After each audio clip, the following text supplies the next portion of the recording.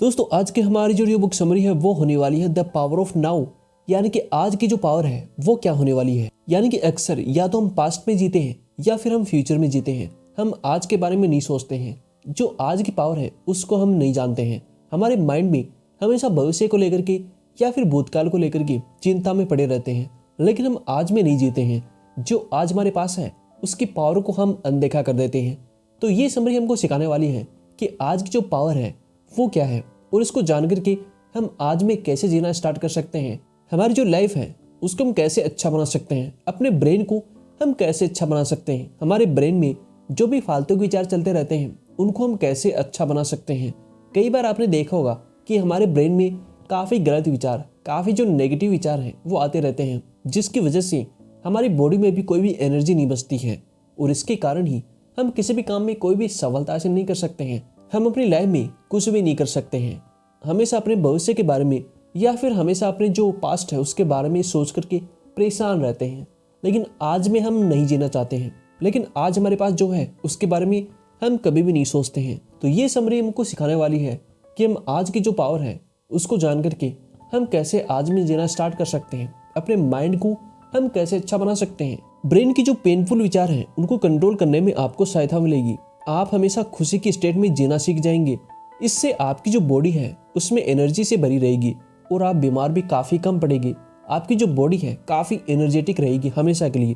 इस बुक की जो ऑथर है उनका नाम है एकहार्ट टोल, जो कि काफ़ी फेमस ऑथर है।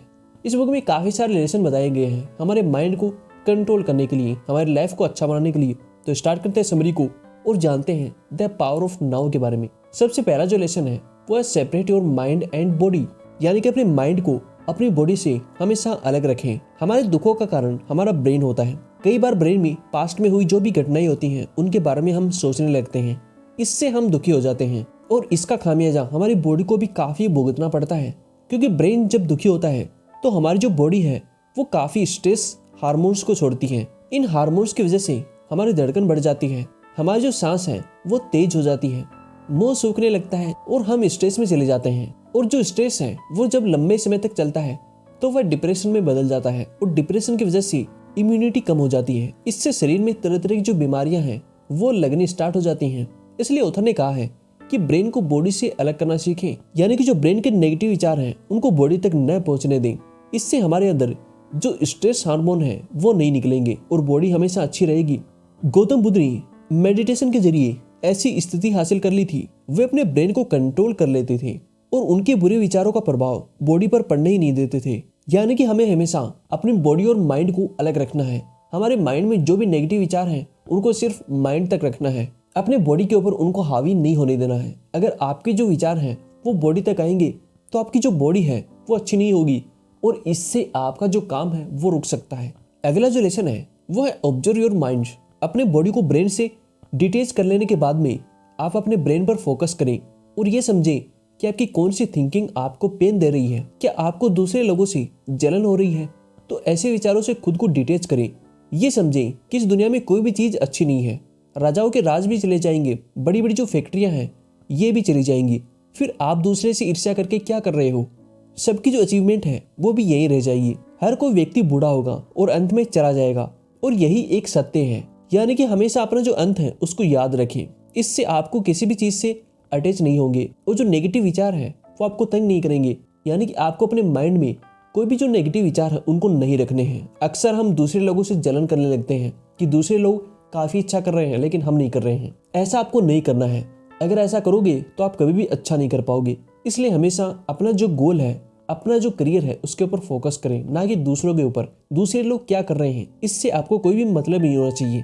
आपको सिर्फ खुद से मतलब होना चाहिए कि मैं अपनी फील्ड में क्या अच्छा कर रहा हूँ। अगर आप ऐसा करते हैं तो आपका माइंड हमेशा अच्छा रहेगा। अगला जो लेसन है वो है लिव इन प्रेजेंट। यानी कि हमेशा आज में जियो। कुछ लोग पास्ट में जीते रहते हैं और कुछ लोग फ्यूचर में। दोनों सिचुएशन में आदमी दुखी रहता है। कुछ लोग पास्ट में मिले फेलियर का रोना रोते हैं और उन्हें समझना चाहिए कि पास्ट कभी वापस नहीं आएगा और वे कितना भी आंसू बहा ले कोई भी उनको फर्क नहीं पड़ने वाला है। अगर कोई भी स्टूडेंट फेल होने के बाद में अगर रोता है तो उससे क्या उसको रिजल्ट मिलेगा? क्या इसके बाद में उसके जो मार्क्स हैं वो बढ़ जाएंगे? ऐसा नहीं होता है। तो फिर आपको दुखी क्यों होना है? इससे आपके शरीर पर काफ़ी बुरा असर पड़ता है। और इसी तरह कुछ लोग फ्यूचर की चिंता में डूब जाते हैं। जो भी स्टूडेंट हैं वो चिंता में जी रहे हैं कि जो एग्जाम है उसको कैसे हम क्लियर करेंगे। जो वाले चिंता में जी रहे हैं कि प्रमोशन कैसे होगा। हर कोई फ्यूचर की तरफ भाग रहा है, लेकिन इस चक्कर में लोग अपनी जो मौजूदा लाइफ है उसको ठीक से नहीं जी पाते हैं। इसलिए प्रेजेंट में जीना सीखिए। जो कुछ आपके पास है उसके लिए जो यूनिवर्स है उसको धन्यवाद कहें। ऐसा करने से आपका दिल खुशी से भर जाएगा और आपको लगेगा कि आपके पास सब कुछ है। छोटी छोटी चीज़ों में खुशी ढूंढ लें। कभी भी खुद को दूसरों से कंपेयर न करें। अपने झोपड़े में ही ढोलक बजा करके खुशी पैदा की जा सकती है। और हो सकता है कि जिसके पास काफ़ी करोड़ों के घर हैं वह भी टेंशन में जी रहा हो। इसलिए हमेशा आपके पास जो भी कुछ है उसमें हमेशा खुश रहें और आपको आज में जीना है। यानी कि आपके पास जो कुछ है उस पल का आनंद लें। अगर आप ऐसा करते हो तो आपकी लाइफ काफ़ी अच्छी रहेगी। आपको पास्ट और फ्यूचर की चिंता नहीं करनी चाहिए। अगला जो लेसन है वो है एक्सेप्ट द प्रॉब्लम। जरा सी मुसीबत आने पर काफ़ी लोग सोचने लगते हैं कि हे भगवान मेरे साथ ऐसा क्यों होता है। लेकिन ये एक नेगेटिव स्टेटमेंट है जो हम अपने दिमाग को दे रहे हैं और इससे हमारा जो माइंड है काफ़ी डिमोटिवेट हो जाता है। फिर वह अपनी तरफ और भी जो प्रॉब्लम है उनको आकर्षित कर लेता है। इसलिए नेगेटिव जो थॉट्स हैं उनको न बोलें, क्योंकि ऐसा नहीं है कि आपकी लाइफ में ही प्रॉब्लम है।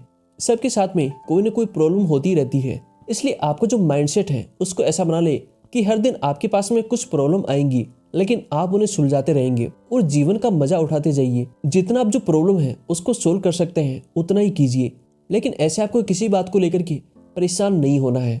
दूसरों की आप सहायता ले सकते हैं, लेकिन इसके लिए हमेशा पहले से दूसरों की हेल्प भी करते रहें, क्योंकि हेल्प वापस आती है। कोई भी मुसीबत आने पर आपको दुखी नहीं होना है, बल्कि उसे विधि का विधान बता करके एक्सेप्ट करें। खुद को संभाल करके फिर आगे बढ़ाने की कोशिश करें। यही लाइफ को अच्छे से जीने का तरीका है। यानी कि अगर कोई भी मुसीबत आती है तो उसमें आपको आगे बढ़ना है, उसको सोल्व करना है। अगर मुसीबतें आती रहती हैं तो हमारी लाइफ काफ़ी अच्छी रहती है। अगर हमारी लाइफ में कोई भी मुसीबत नहीं आएगी तो इसका मतलब आपकी लाइफ रुक चुकी है। इसलिए हमेशा जो भी प्रॉब्लम आती है उनको अच्छे से फेस करें, उनको सोल्व करने की कोशिश करें।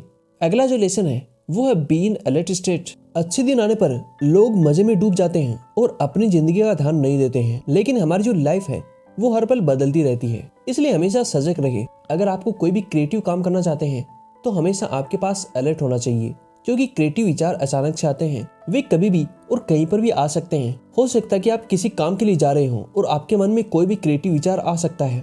उन्हें उसी समय नोट कर लें, क्योंकि वे जल्दी से गायब भी हो सकते हैं। इसी तरह हमारी लाइफ में कोई न कोई नई घटना जरूर आती रहती है। इसलिए ये मानकर के आपको निश्चित न बैठ जाए कि मेरी लाइफ में तो सब कुछ अच्छा ही है। जो भी प्रॉब्लम होती है उनके लिए हमेशा रेडी रहें और खुशी के पलों के लिए भी आपको रेडी रहना है। यानी कि हमेशा अपनी जो लाइफ है उसको अच्छे से जीने का तरीका होता है अपनी लाइफ में हर दिन एक्टिवेट रहें। अपनी बॉडी को, अपने माइंड को आपको एक्टिवेट रखना है। ये आपको नहीं सोचना है कि मेरी लाइफ अच्छी रहेगी, मैं अपनी लाइफ में सेटल हो चुका हूँ, अब मेरी लाइफ में कोई भी प्रॉब्लम नहीं आएगी या फिर कोई भी अच्छा पल नहीं आएगा। आपको ये नहीं सोचना है। हमेशा अपनी लाइफ में एक्टिवेट रहना है। अगर कोई भी प्रॉब्लम आती है तो उसको अच्छे से फेस करना है, या फिर कोई भी अच्छी चीज़ आती है तो उसको भी अच्छे से फेस करना है। अगर आप ऐसा करोगे तो आपकी जो लाइफ है काफ़ी अच्छी हो सकती है। अगला जो लेसन है वो है ईगो इज डिस्ट्रैक्टिंग। कुछ लोग जीवन में जरा सी सफलता पाते ही ईगो यानी कि अहंकार से भर जाते हैं। वे अपने सामने किसी को भी कुछ भी नहीं समझते हैं, लेकिन इससे उनका खुद का पतन होना स्टार्ट हो जाता है, क्योंकि ईगो वाला व्यक्ति नेगेटिव वाइब छोड़ता है और लोग अंदर ही अंदर उससे नफरत करने लग जाते हैं। वे उससे दूर होने लगते हैं। इंसान सोशल एनिमल है, उसे सोसाइटी की जरूरत पड़ती है, लेकिन अगर सोसाइटी के लोग आपको नापसंद करेंगे तो मुसीबत आने पर आपको किसी प्रकार की कोई भी सहायता नहीं मिलेगी। साथ ही लोगों को नापसंद करने पर ऐसे आदमी का स्ट्रेस लेवल काफ़ी बढ़ जाता है, उसके झगड़े भी बढ़ जाते हैं। इससे उसका जो स्ट्रेस है काफ़ी बढ़ जाता है, वह अंदर ही अंदर परेशान रहता है और उसे कई तरह की जो बीमारियां हैं वो भी लगने का खतरा लग जाता है। इसलिए कभी भी ईगो न पालें। सक्सेस मिलने पर भी हम्बल रहें, यानी कि हमेशा आपको सिंपल रहना है। आपको कभी भी हवा में नहीं उड़ना है, इससे और किसी के नहीं, बल्कि आपकी जो लाइफ है वो काफ़ी अच्छी रहती है। यानी कि अगर आपकी लाइफ में काफ़ी ईगो है तो आपकी लाइफ अच्छी नहीं होगी। इसलिए हमेशा जो घमंड है, जो अहंकार है, जो ईगो है, उसको अपनी लाइफ से दूर रखें। हमेशा सिंपल रहें। भले ही आप कितने बड़े आदमी बन चुके हो, हमेशा आपको सिंपल रहना है। अगर आप सिंपल रहोगे तो आपकी लाइफ काफ़ी अच्छी हो सकती है। लोगों की नज़र में आपकी जो रिस्पेक्ट है काफ़ी अच्छी होगी, लोग आपको काफ़ी अच्छा मानेंगे और आपकी लाइफ हमेशा अच्छी होगी। इसलिए हमेशा ईगो में ना जिए, बल्कि अपनी लाइफ को सिंपल रखें, हम्बल रखें। अगला जो लेसन है वो है feel the energy of universe. कई बार हम बोरिंग काम करते वक्त थक जाते हैं, लेकिन घर आने के बाद में कोई हमसे बोलेगा कि चलो डिस्को चलते हैं, तो हम काफी जल्दी एनर्जी से भर जाएंगे। इसका सीधा मतलब है कि हमारे अंदर एनर्जी का खजाना होता है, बस उसे इस्तेमाल करना नहीं आता है। कुछ लोग लगातार 15 से 20 घंटे पढ़ने के बाद में नहीं थकते हैं, या फिर कुछ लोग काफी अधिक देर तक काम करने के बाद में भी नहीं थकते हैं। वे अनजाने में ही अपने अंदर की जो एनर्जी है उसके खजाने का इस्तेमाल कर रहे होते हैं। आप भी अपने अंदर की जो यूनिवर्स की एनर्जी है उसको महसूस करें। आंख बंद करके खुद से कहें कि आप यूनिवर्स का भाग हैं और आपके अंदर जो यूनिवर्स की एनर्जी है। इसके साथ साथ आप काम करते हुए खुश रहना सीखें, अपने काम में पूरा इंटरेस्ट ले, इसे किसी भी रिवार्ड से लिंक करें। उसे करते हुए आपको सच में जो स्पिरिचुअलिटी है उसका एहसास होना चाहिए। हर काम को स्माइल के साथ करें। इन सब तरीकों से आपके अंदर की जो एनर्जी है वो कभी भी खत्म नहीं होगी।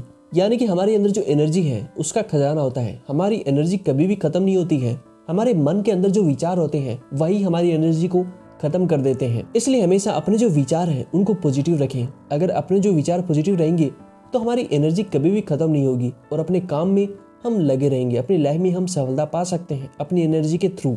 अगला जो लेसन है वो है रिलेशनशिप डिटैचमेंट। हम इंसान रिश्तों की जो मोह माया है उसमें उलझा हुआ है। किसी माँ को बेटे के दूर जाने का गम सता रहा है तो किसी को अपने लवर से न मिलने पाने का।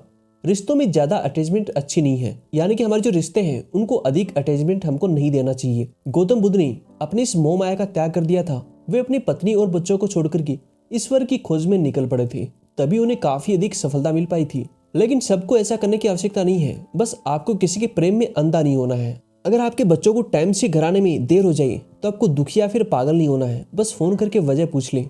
इसी तरह अभ्यास करने से अगर आपकी जो अटैचमेंट है उसको कम कर पाएंगे, उसमें आपके दुखों का कारण भी काफी कम हो जाएगा। दूसरी बात यह भी है कि हर कोई अपना ख्याल खुद रख लेता है। सबको अपनी जो लाइफ है वो प्यारी होती है, इसलिए आप उनकी चिंता न करें। बस आपको अपने जो मेंटल और स्पिरिचुअल हेल्थ को दुरुस्त रखना है। यानी कि आपको प्रेम में अंधा नहीं होना है। किसी की इतनी ज्यादा फिक्र भी नहीं करनी है कि उसको बुरा लगने लग जाए। हर कोई अपनी लाइफ को अच्छा रखना चाहता है, इसलिए हमेशा जो रिश्तों के अटैचमेंट है उसको अधिक महत्व ना दें। अगला जो लेसन है वो है डिटेच टू फाइंड पीस। काफी लोग मेटेरियलिस्ट होते जा रहे हैं। वे संसार के भौतिक सुखों में खुशी ढूंढते रहे हैं। जब वो उन्हें नहीं मिलती है तो वे दुखी हो जाते हैं। उन्हें कभी भी मानसिक शांति नहीं मिल सकती है। अगर लोगों को भौतिक सुख मिल जाए तो उनका लालच कभी भी कम नहीं होता है। कभी उन्हें मोबाइल का लेटेस्ट वर्जन चाहिए, कभी उनको काफी अधिक महंगी गाड़ी चाहिए। जो भौतिक चीजें होती हैं उनसे अधिक लगाव ही हमारे दुखों का कारण होता है। इसलिए इन चीजों से अधिक आपको मोह माया नहीं रखनी है। कई बार शेयर मार्केट में लॉस होने पर जो लोग हैं वो गम से पागल हो जाते हैं, क्योंकि वे पैसे से काफी अटैच्ड होते हैं। लेकिन इससे उनकी जो लाइफ है वो खराब नहीं होती है। ऐसे में उन्हें खुद को इन सबसे डिटेच कर देना चाहिए। सुखों को जरूर भोगे लेकिन उनसे अटैचमेंट न पालें। जब कोई इंसान पैसा आदि को खो जाने पर काफी मुस्कुरा सके कि उस इंसान को मानसिक शांति और उसने सच्ची खुशी को प्राप्त कर लिया है। अगला जो लेसन है वो है सरेंडर वर्सेस रिजाइन। कुछ लोग असफलता मिलने पर हार मान लेते हैं। वे दुख के सागर में डूब जाते हैं और दोबारा कुछ भी बड़ा करने की कोशिश नहीं करते हैं। कुछ लोग अवसाद यानी कि डिप्रेशन में चले जाते हैं। कुछ लोगों में काफी जो बुरी हैबिट है वो लगने लग जाती है और वे अपनी लाइफ को काफी चौपट कर देते हैं। लेकिन ऐसा रवैया गलत है। गीता में लिखा है कि व्यर्थ की चिंता क्यों करते हो, किससे व्यर्थ डरते हो। तुम्हारा क्या खोया है जो तुम लाए थे। जो लिया है यही से लिया है और जो दिया है यही को दिया है। इसलिए कभी भी हार या फिर रिजाइन न माने, बल्कि खुद को ईश्वर या फिर जो यूनिवर्स है उसके चरणों में समर्पित करें। अपनी गलतियों से सीखें और फिर से कोशिश करें। विश्वास और कोशिश करते रहने से सफलता मिलती है। इसलिए कभी भी विश्वास को न खोने दें और निरंतर प्रयास करते रहें। यानी कि आपको हमेशा ट्राई करते रहना है। अगर किसी भी काम में आपको कोई भी फेलियर मिलता है तो उसके बाद में आपको दोबारा ट्राई करना है। अगर आप ट्राई करते रहोगे तो एक दिन उस काम में आपको सफलता मिल ही जाएगी। तो दोस्तों इस समरी से हमने काफी कुछ सीखा है। अगर इस समरी को आप अपनी लाइफ में इंप्लीमेंट करोगे तो आपकी लाइफ काफी अच्छी हो सकती है। अपने माइंड को आप एक्टिवेट कर सकते हो, अपनी लाइफ को अच्छा बना सकते हो इस समरी के थ्रू।